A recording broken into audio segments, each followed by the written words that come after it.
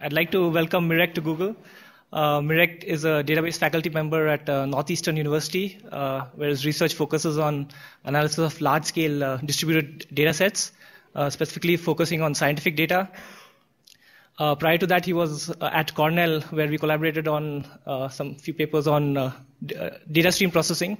But today he's here to talk about his upcoming SIGMOD paper, where he talks about optimal joint processing in MapReduce.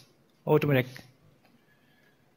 All right, thank you, Abhinandan. So it's great to be here. And yeah, so this work actually is collaborative work with some of the students at Northeastern. So most of the work I'm going to talk about today is with Alper Okcan. And the two other students, Yue and Bach, are working on other aspects of the system that I'm going to briefly present in the beginning today. And a lot of the problems are motivated by collaborations with scientists, and in particular with the Cornell Lab of Ornithology, who's collecting a lot of citizen science data and now is trying to make sense out of the data they have to find out, are species in danger, are they affected by environmental change, and so on. But also all these techniques are applicable to other domains. So just to give you a brief introduction, so at Google, you're dealing with big data already anyway, but out in academia, most of the data I have available is data sets from scientists, and it can be things like ranging from petabytes, what the physicists are producing with a Large Hadron Collider, to things like the data that the Lab of Ornithology has collected, which is basically in the millions, tens of millions of data points with a few hundred variables.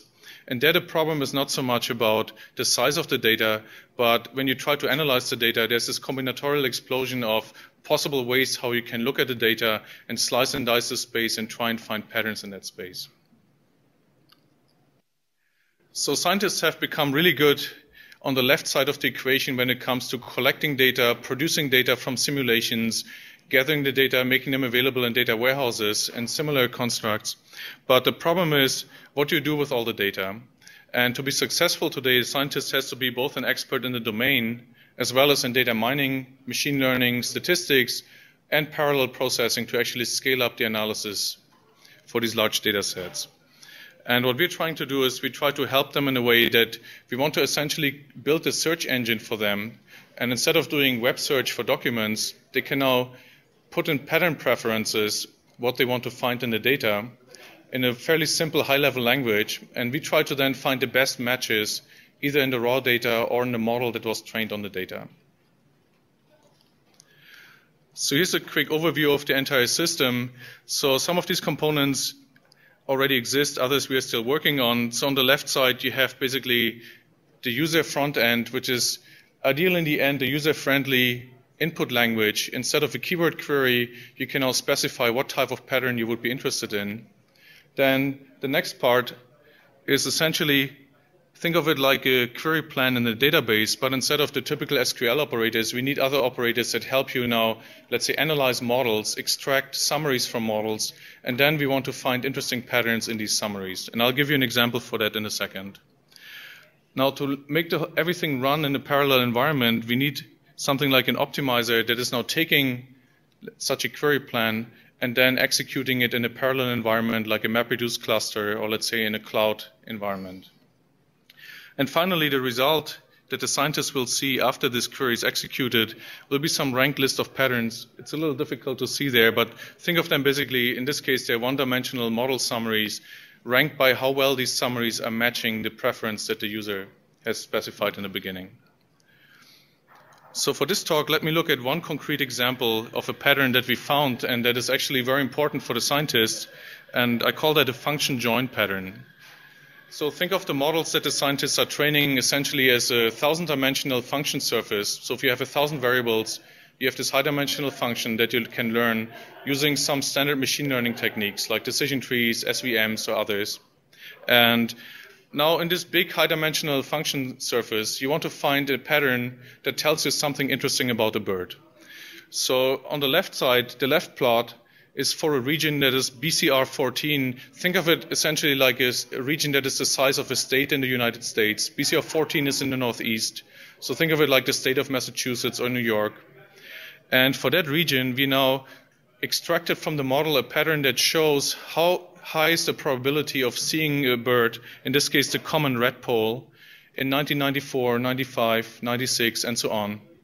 And there are two things that are interesting about this summary. One is this biannual trend, that you see this bird much more in this case, odd years than in even years. And the second one is when you compare it to another bird in the same region, the purple finch, it has also this biannual trend, but instead of having a high probability in odd years, it now has a low probability in odd years. So these things are interesting for the scientists because now when they find something like this automatically, they can now come up with a hypothesis that tells them maybe something about birds competing for the same habitat. And if we now at the same time have also data about plants in the area, we might see that there are certain plants that have a biannual fruit cycle that might now attract one of the birds and then scare away the other bird potentially because they're competing for the same habitat. So this is an example. In general, think of it this way. There might be millions or billions of these summaries, and now we're looking for pairs of summaries that have such an interesting property, like one being the opposite of the other, and at the same time showing some kind of regularity to them. By the way, feel free to ask questions anytime during the talk.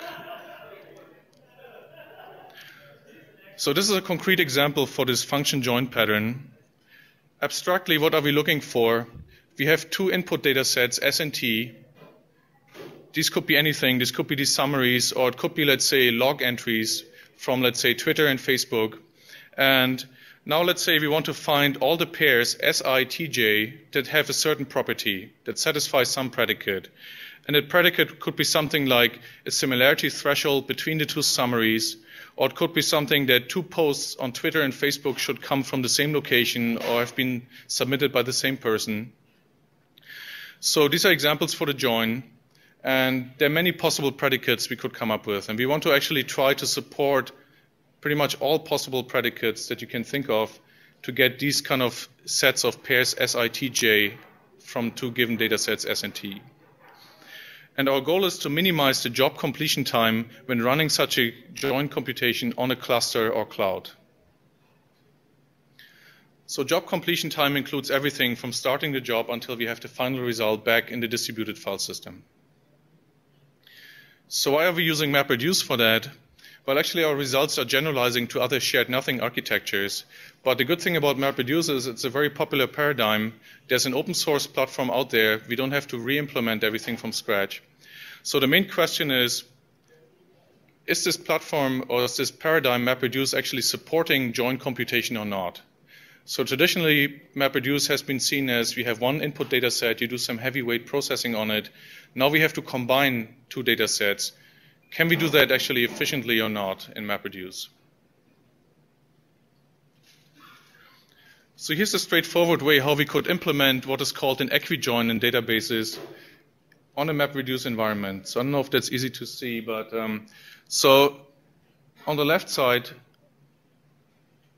let's see, is my mouse actually visible there? On the left side, we have DFS nodes from the distributed file system that are holding now these different chunks of the data sets S and T.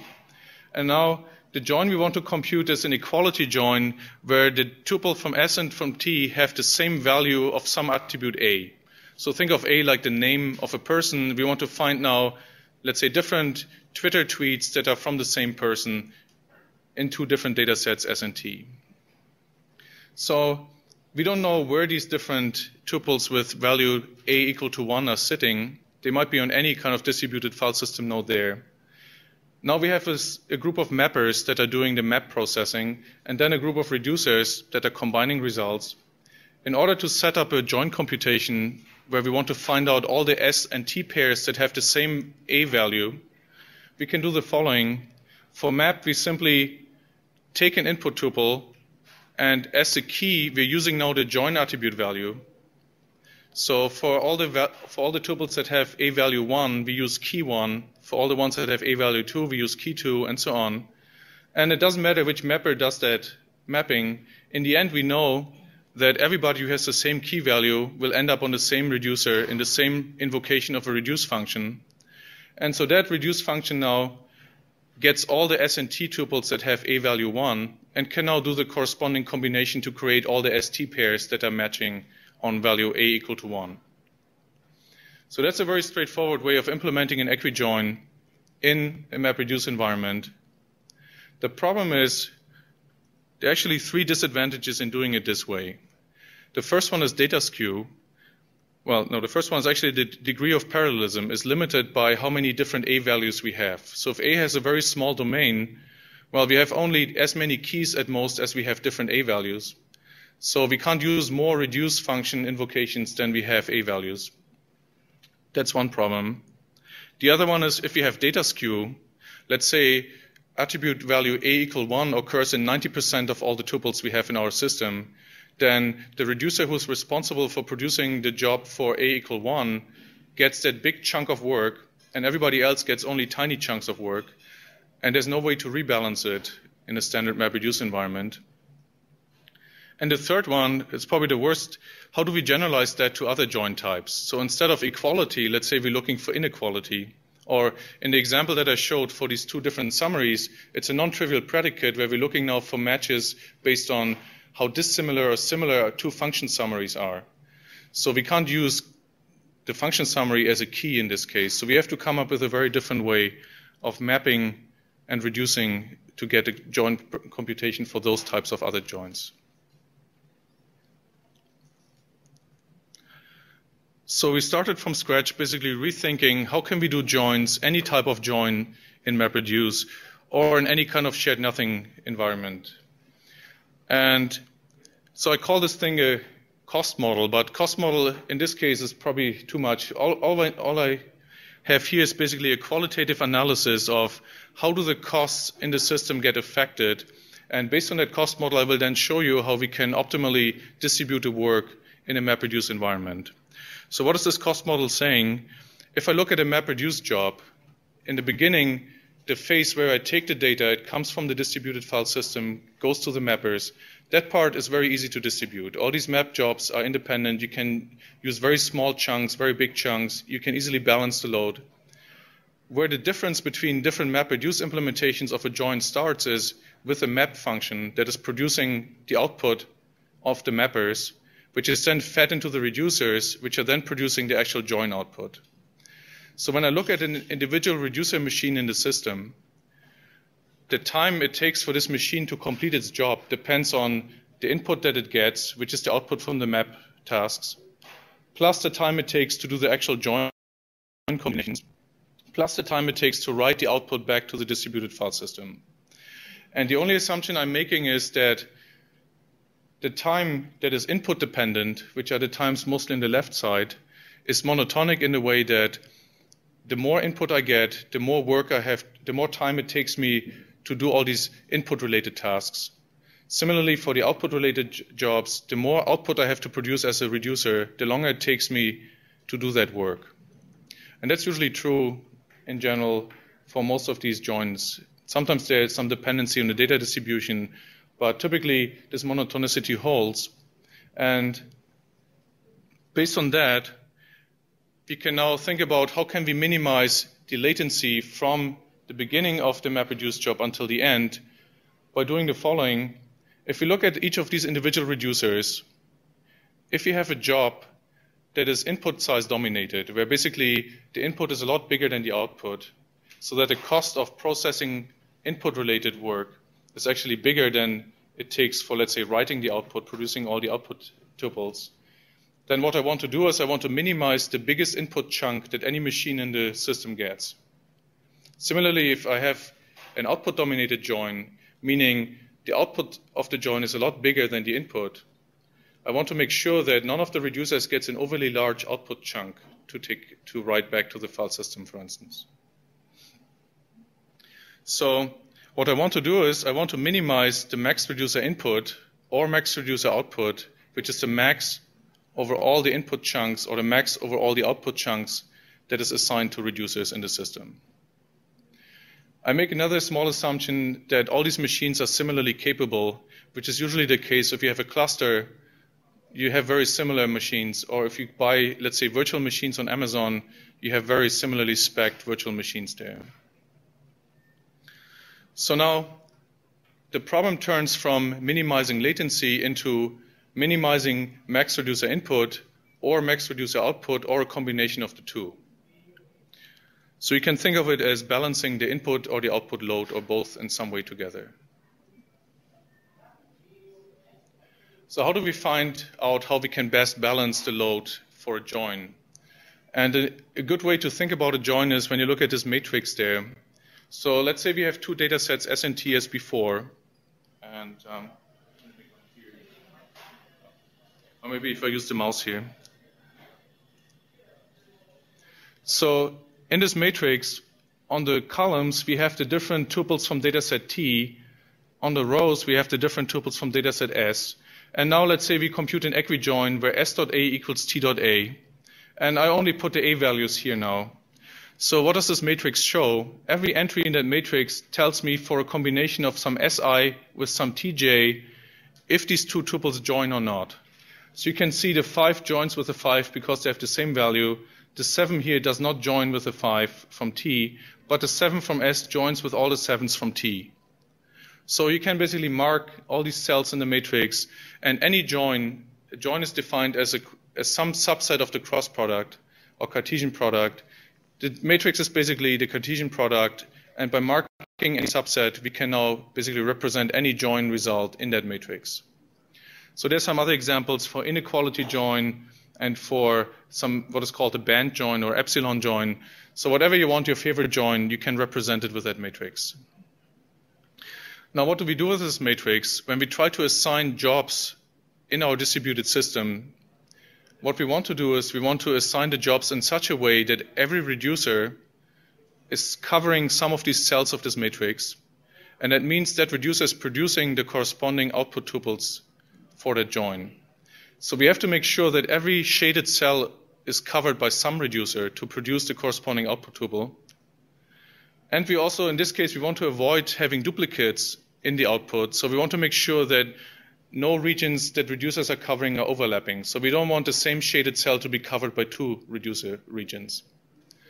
So this turns into a partitioning or covering problem where we basically want to cover this matrix or all the shaded cells in the matrix in particular in a way that every shaded cell is covered and none is covered twice.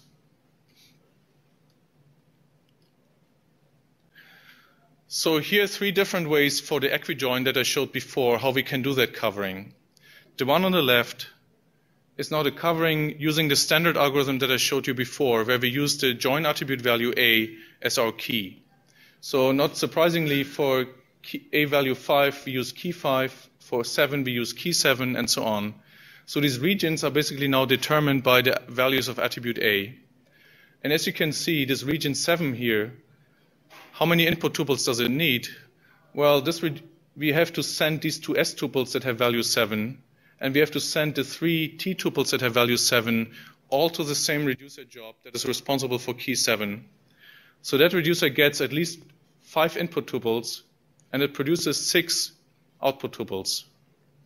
So no matter how we distribute the work over, let's say, 3 reducer machines, at least one of the machines gets at least 5 inputs and produces at least 6 outputs.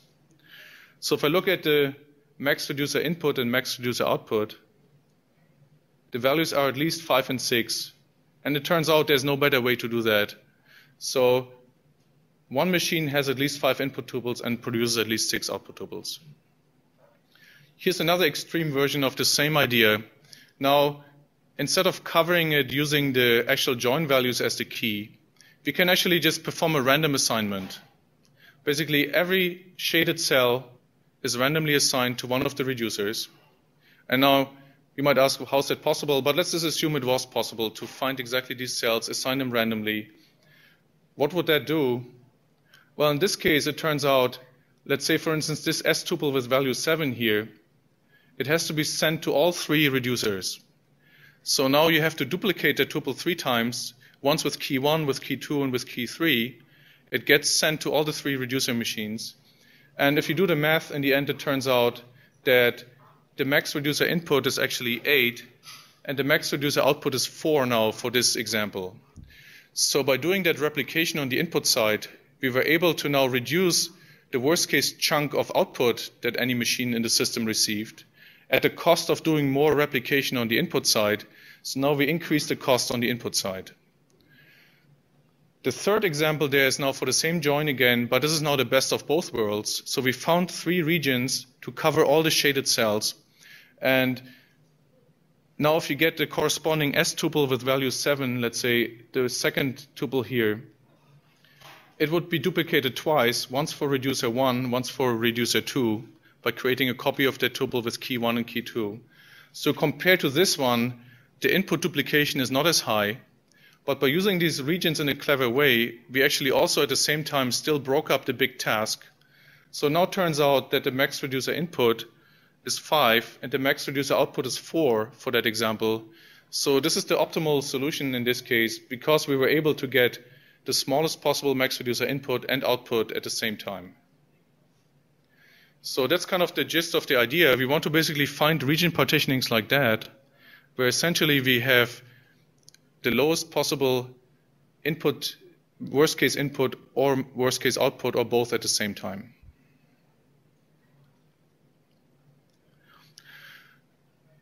So let me present an algorithm that can actually achieve that, assuming we know a partitioning already. So let's say somebody magically gives us a region covering like one of the 3 that I showed you. In this case, let's just take a covering that is covering the entire matrix. So this would be to compute a cross-product. So the MapReduce algorithm for now computing that in parallel is actually very simple. The mappers are doing the following. For every incoming tuple, we check if it's an S or a T tuple. If it's an S tuple,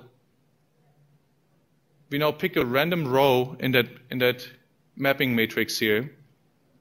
And let's say if you pick this row here, we generate a mapper output with key 1 and another duplicate of that tuple with key 2. So we're looking basically at what regions are intersecting the row, and that tells us what kind of output the map job will produce there. Similarly, for a T tuple, we pick a random column. We find out which of the regions are intersecting with that column, and that tells us what output the map job is producing for that incoming T tuple. So that's a very simple algorithm. It just picks random rows and columns for incoming tuples. It can be done easily in parallel on these different mappers independently. So what is the reducer doing? Well, the reducer basically, each machine is responsible for one of the regions. So if we have 3 reducers, one is responsible for key 1, one for 2, one for 3. And all we do is we collect basically all the tuples that are now getting the same region key. And what the reducer is now doing, it partitions the set into the tuples that come from S and those that come from T. And then it locally runs your favorite join algorithm to find out who's actually combining with whom in this group. So for a cross-product, it would simply combine everybody with everybody. For other join predicates, it would evaluate the predicate and then find out who's matching and who's not. So here's just a brief overview. Why does it work actually? So let's look at the tuple, the same example where we had the tuple S.A equal to 5 in the first row and T.A equal to 5 in the first column. Now, if that S tuple comes in, we might pick randomly instead of the first row, we might pick the third row. Then we send it to reducers 1 and 2. For the T tuple with value 5, we might randomly pick the last column and we send it to reducers 2 and 3. And as you can see, the 2 are actually intersecting exactly one field. So the corresponding output, the tuple where S.A equals T.A for value 5, is produced now by reducer 2. And we can go through the entire join, and it turns out it produces exactly the correct result.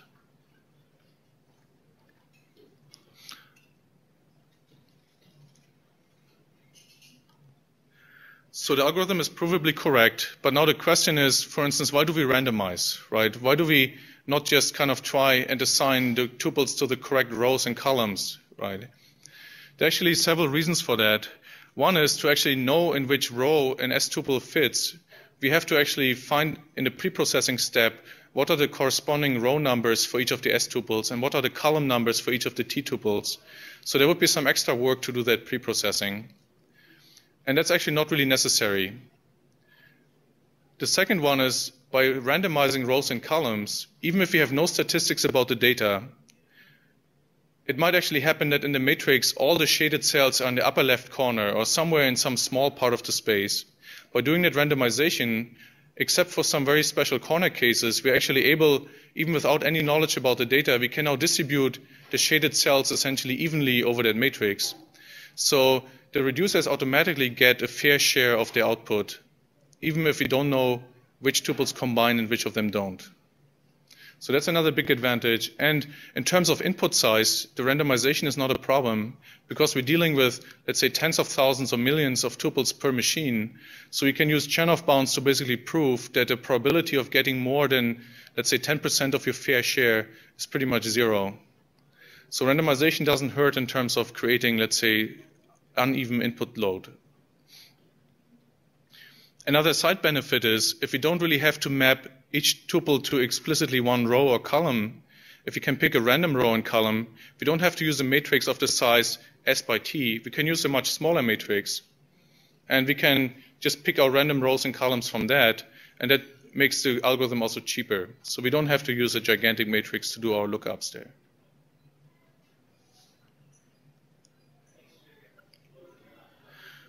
So far so good. If we have a mapping, we have an algorithm to deal with it and implement it in MapReduce.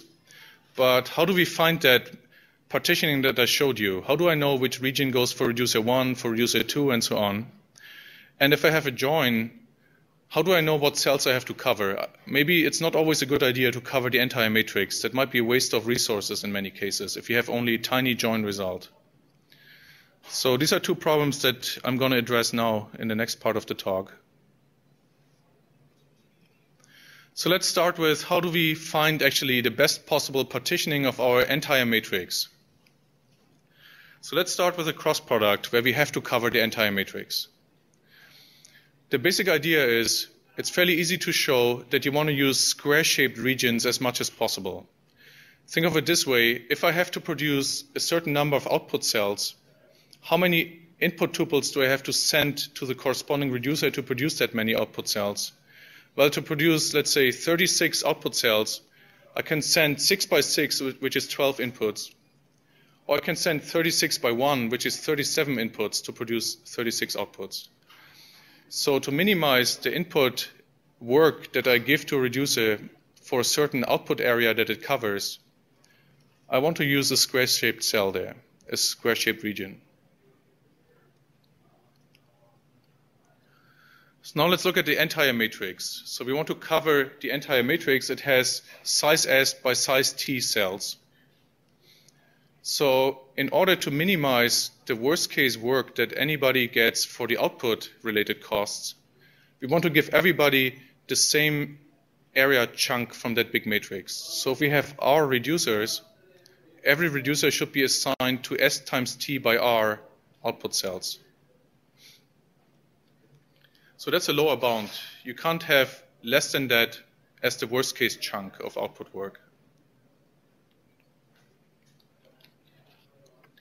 Using that lemma that I just showed before, we can now easily prove that that implies a lower bound on the input cost as well.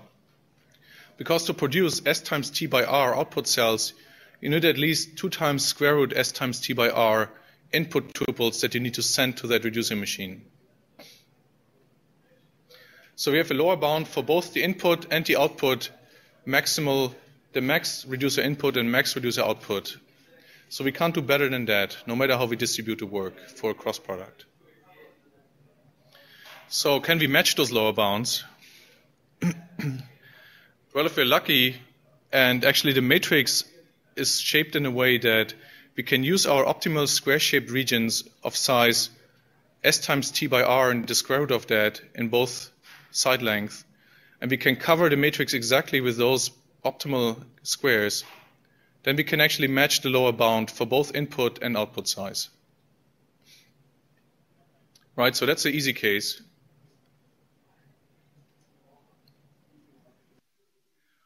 Now what if our area or matrix is really long and thin, right? So S is a lot smaller than T, or the other way around.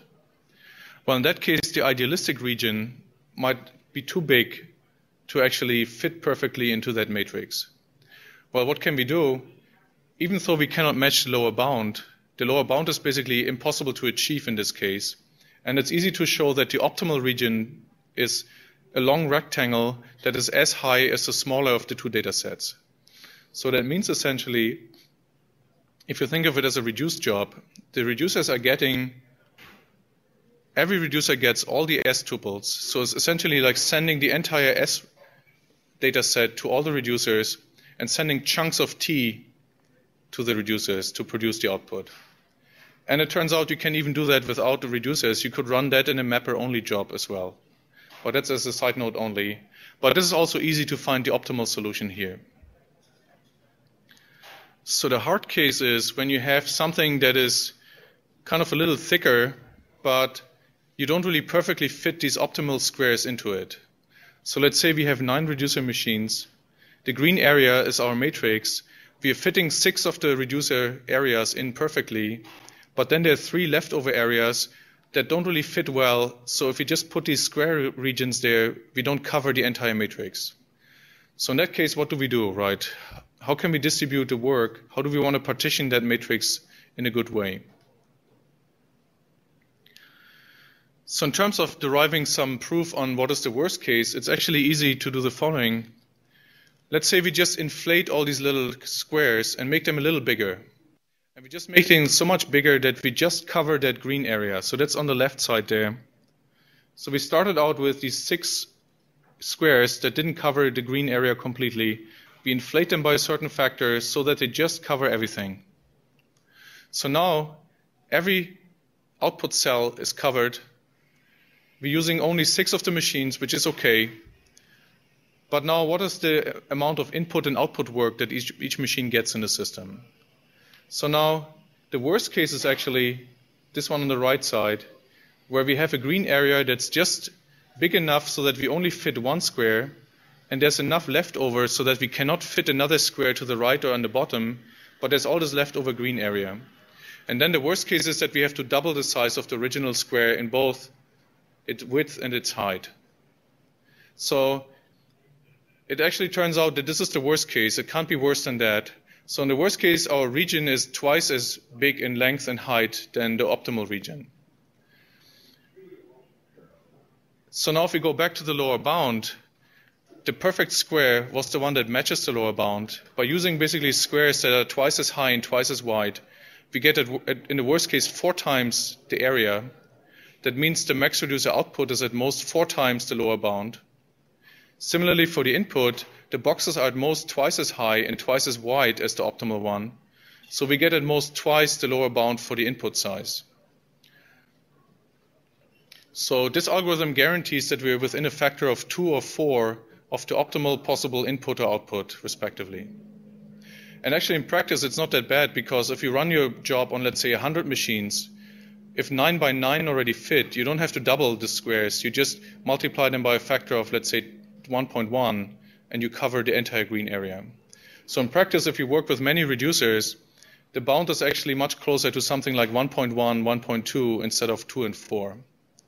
So we can be guaranteed optimal, near optimal within a very small factor for all these types of problems where we have essentially a computed cross-product.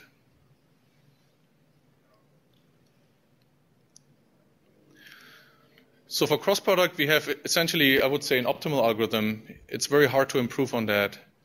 Now, what about other join types? So in this case, I might not have to cover the entire matrix. So all these optimality results only hold if I have to cover the entire matrix. If I only have a tiny join result, I might get away with much smaller regions, actually.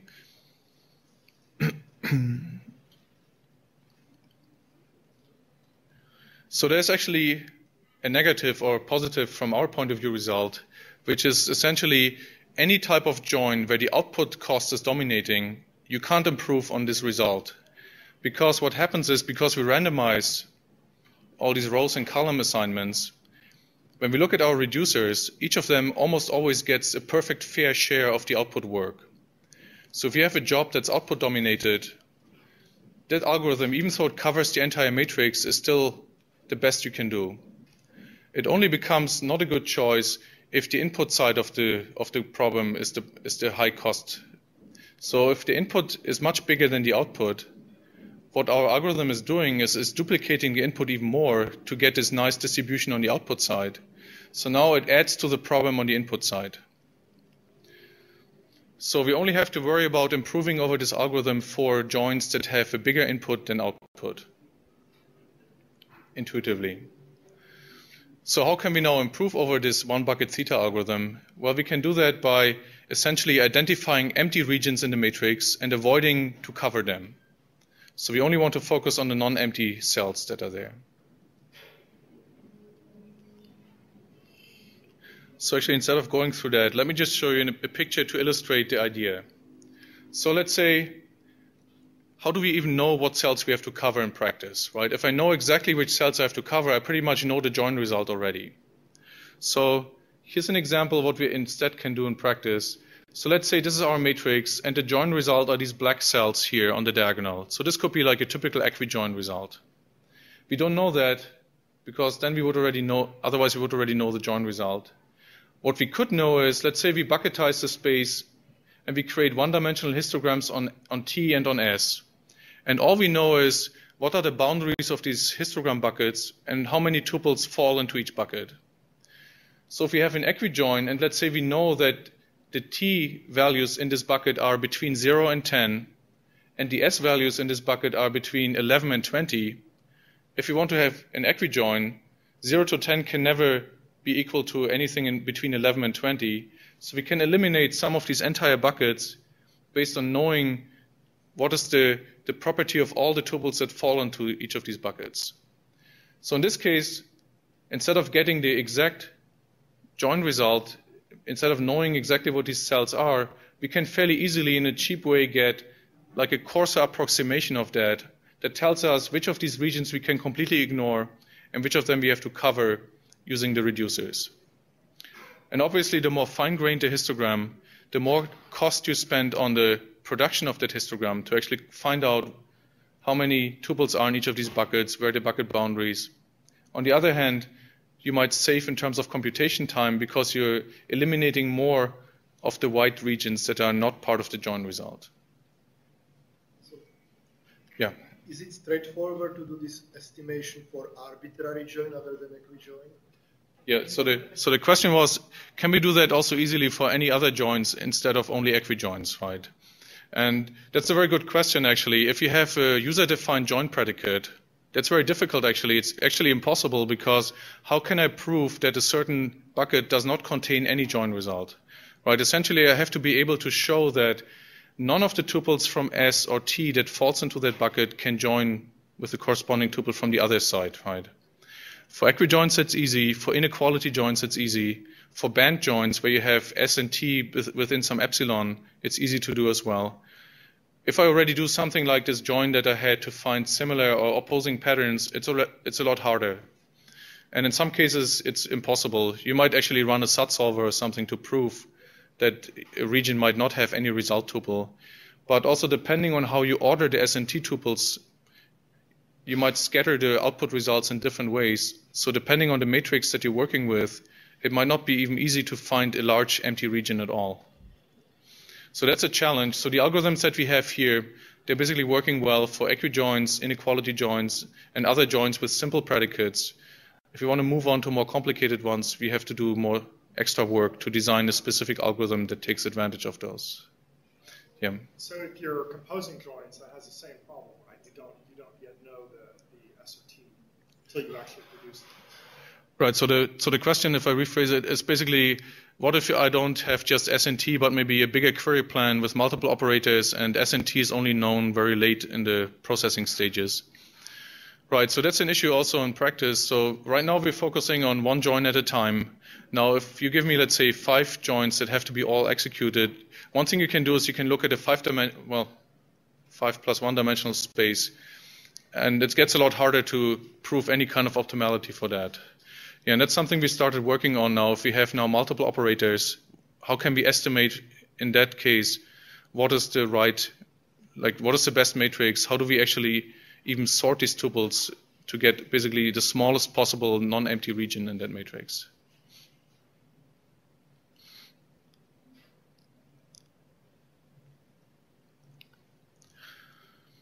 So as I said, right now these algorithms are working fine for two-way joins, where basically we're having simple enough join predicates to be able to identify empty regions. And how do we identify now the best possible cover for the non-empty region? So the basic idea of the algorithm is as follows. Essentially, after identifying in these histogram buckets which of the buckets contain possible join output values, we're now trying to cover them in a greedy way by essentially trying to find chunks of rows and cover them with as few regions as possible. So instead of going through this discussion, let me just show you an example that illustrates the idea. Let's say our join matrix looks like one of these long things here on the left side. And we start out initially only trying to cover the first row. So let's say we have now a limit that we don't want to use more than 3 input values per reducer. So now the first cell here, to cover it, we need 2 input values, right? We need to send this S tuple and this T tuple to a reducer that is responsible for that region. So we can still actually have one more input tuple, so we start growing the region to try and cover more of these black cells there. So in the second step, we grow it by 1, then we grow it by 1 more, and then we reach the end of that matrix. So now the region is completed for that first attempt of covering only one block a block of only 1 row. And now how many cells did we cover? We covered 1 black cell, and we needed 1 region to cover it. So the average number of cells covered by a region is 1. Now let's try to cover the first 2 rows together. So we have a long region like this covering the first 2 black cells. Now we're using up already all 3 inputs. We need 2 S inputs and 1 T to cover these 2 cells. So the region is closed, and we start a new region to the right of it. We now expand it, and now we reach the end of the matrix again. So now we found that we can cover 3 of the black cells with 2 regions. So we have basically an average of 1.5 cells per region. So we greedily take that over the first one because we cover more cells per region. And we can keep on now doing that with the 3rd row, or we just stop. And we just fix the 2 regions like on the right side. And then we start the same algorithm on the 3rd row and so on. And there might be other ways to do the covering in a better way. But when we looked at things like set cover, most of the algorithms actually didn't really fit well the optimization goal that we have, or the guarantees were not really relevant for this problem.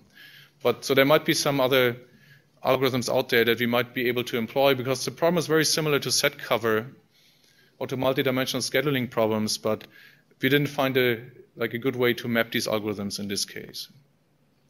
Anyway, even with a simple heuristic, which is now finding a cover of all the black cells, we can now, as we run the heuristic, we now at some point either we cover all the black cells or we're running out of regions.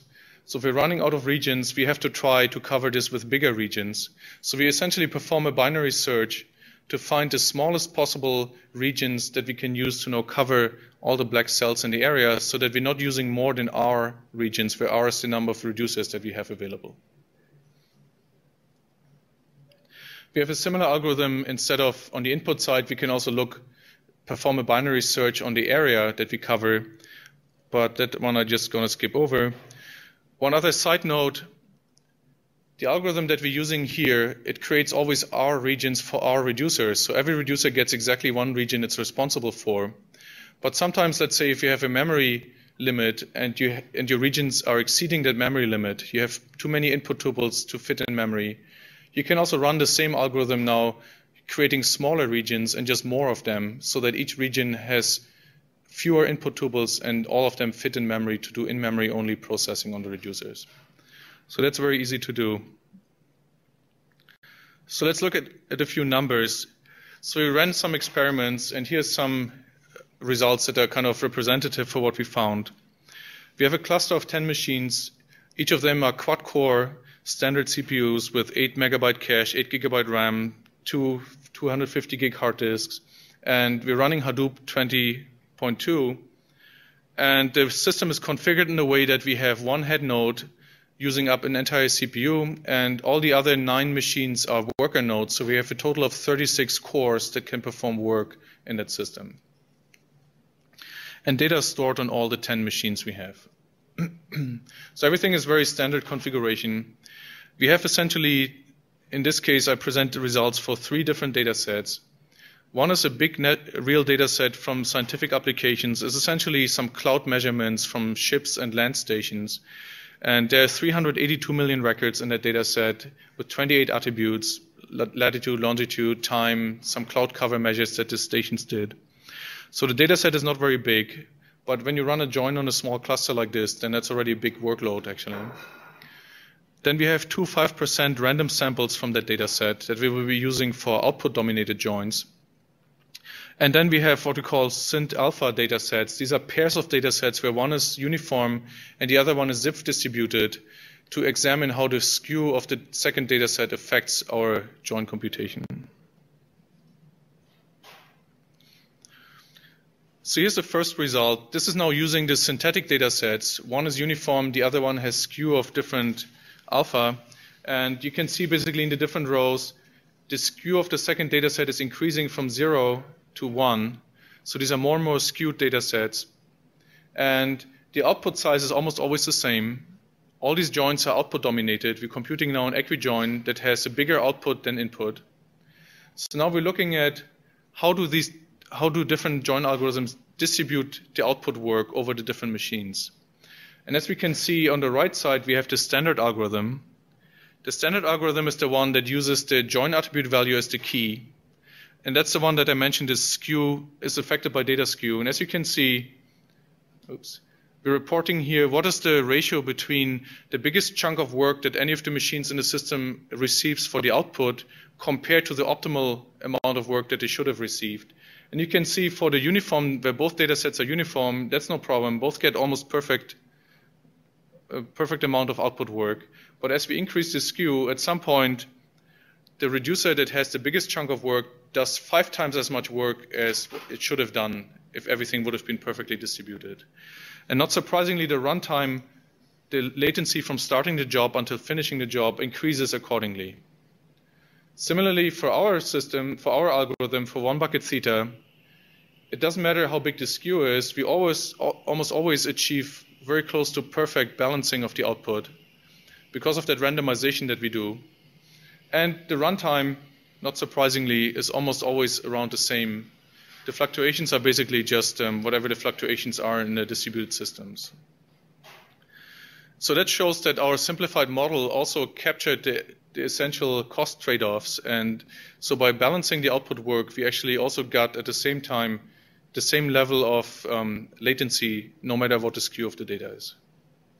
So you end up doing more work in your algorithm because you might be setting the same number of output reducers, even though the latency is less. Right. So the question is, are we performing more work? Even though we have less latency, maybe the total work is higher, right?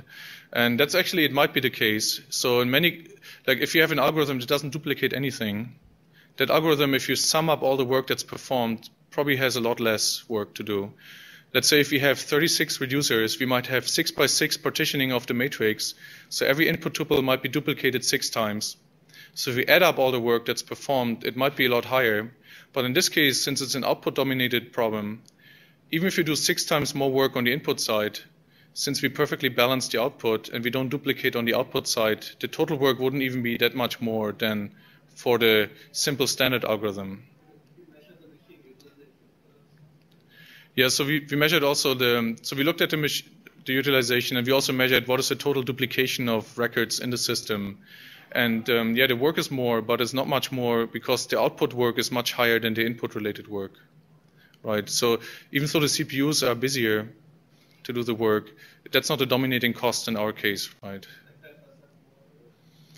I don't have the numbers right now, but yeah, but so that's actually a good point. In the end, we need to know where's the actual bottleneck, right? So if you have really slow CPUs, right, and even though the output may be bigger than the input, if the CPUs are basically slowing down everything and the work of the CPU is more determined by the input than the output, then we actually have an input-dominated join problem. So we need still some cost model to determine is it input or output dominated, and it's not only the size of the input or output that matters, but also where's the bottleneck in the end in the system, right? But for most practical purposes, the size of the input versus output is a good measure of which cost is dominating in the end. Here's another example. This is now a join that we run on the real data set. So we perform a self-join between the data set of all these cloud cover measurements, so these 382 million measurements, and we use it twice to join it with itself.